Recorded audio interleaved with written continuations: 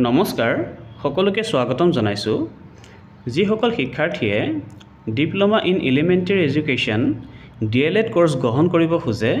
তেওঁলোকৰ কাৰণে এই ভিডিঅ'টি অতিকৈ গুৰুত্বপূৰ্ণ এই দুবছৰীয়া ডিএলএড কোৰ্সৰ কাৰণে প্ৰথমে এটা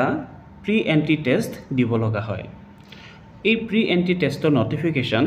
SCERT এ প্ৰকাশ কৰিছে এই যে দুবছৰীয়া ডিএলএড কোৰ্স আছে এই ডিএলএড কোৰ্স গ্ৰহণ কৰিবৰ কাৰণে যি মিনিমাম শৈক্ষিক যোগ্যতা হেয়া হৈছে 10+2 অৰ্থাৎ হাই সেকেন্ডাৰী পাস কৰিব লাগিব আৰু এটলিষ্ট 50% মাৰ্কস থাকিব লাগিব কিন্তু যিসকল ক্যান্ডিডেট SC ST প্লেন অথবা ST হিলস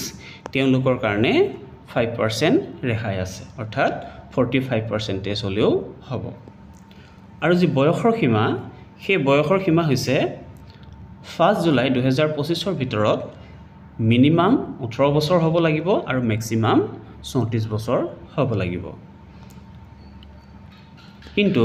যিসকল SC ST প্লেন আৰু ST হিলস ক্যাটেগৰি ক্যান্ডিডেট আছে তেওঁলোকৰ কাৰণে 2 বছৰ আপাৰ এজ লিমিট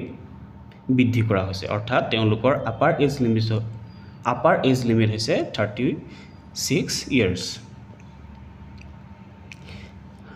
ইয়াৰ বাবে যি এপ্লিকেশন ফিস এই এপ্লিকেশন ফিস সকলো ক্যান্ডিডেটৰ কাৰণে 600 সকলোৰ কাৰণে ইয়াতে এপ্লিকেশন ফিস সমান আৰু ইয়াৰ যি ইম্পৰ্টেন্ট ডেডলাইনস সেই ইম্পৰ্টেন্ট ডেডলাইনস হৈছে এই প্ৰি এন্ট্ৰি টেষ্টৰ অনলাইন আবেদন আৰম্ভ হ'ব 18 মে তাৰিখৰ পৰা আৰু আবেদনৰ শেষ তাৰিখ হৈছে 5 জুন 2025 তাৰিখ আৰু ইয়াৰ বাবে এডমিট কাৰ্ড প্ৰকাশ কৰিব 5 জুলাই 2025 ৰ পিছত আৰু এক্সাম ডেট হৈছে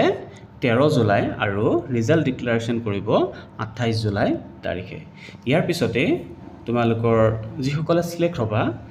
এই প্ৰি এন্ট্ৰি টেষ্টত তেওঁলোকে NCTA যি ৰিকগনাইজড টিচাৰ ইনষ্টিটিউশনছ আছে তাতে তোমালোকে এই ডিএলএড কোৰ্স গ্ৰহণ কৰিব পাৰিবা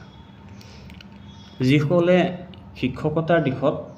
অগ্ৰসৰ হ'ম বুলি ভাবিছা তেওঁলোকৰ কাৰণে খুবেই ইম্পৰ্টেন্ট তোমালোকৰ সহপাঠী যদি কোনো আছে তেন্তে ভিডিঅ'টি শেয়াৰ কৰি দিবা